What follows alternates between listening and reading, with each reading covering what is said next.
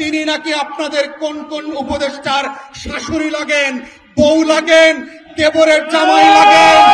কোন অভ্যুত্থানের রক্তে কোন দেবর ভাবির সম্পর্ক চলবে না।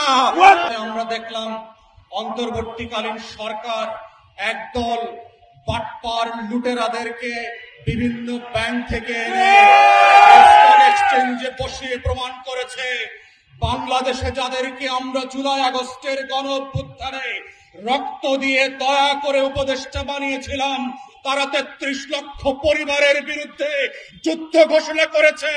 এজন্য গণ অভ্যুত্থান, এজন্য শেখ পরিবারকে দিল্লিতে পাঠানো হয় নাই, এজন্য আওয়ামী লীগকে আমরা গণভবনের জাদুঘরে পাঠাই নাই, এজন্য নতুন নতুন উপদেষ্টা বানানো হয় নাই।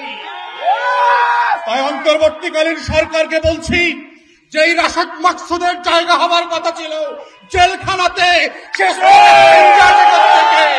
যে একের পর এক ব্যাংক লুট করে ব্যাংকগুলোকে তামা করে দিয়েছে, 33 লক্ষ মানুষের অভিভাবকত্বের দায়িত্ব এই ডাকাতের হাতে আপনারা কিভাবে তুলে দিলেন? এই ডাকাত গণমানুষের সিদ্ধান্ত হতে পারে না। তাই আজকে বলছি, বিল্ডিং এর ভিতরে যেই সকল কমিশনাররা অবৈধভাবে লুটপাটের চেয়ারে বসে মার্কেটের ডাকাতি করবার চক্রান্ত করে যাচ্ছেন দিনের পর দিন এবং মাসের পর মাস, আপনারা অবিলম্বে পদত্যাগ করবেন, ভদ্রভাবে করে দুদকের মামলায় পুলিশের কাছে আত্মসমর্পণ করবেন। লুটপাটকারীদেরকে পুনর্বাসন করার রাজনীতি বাংলাদেশে আর হতে দেওয়া যাবে না।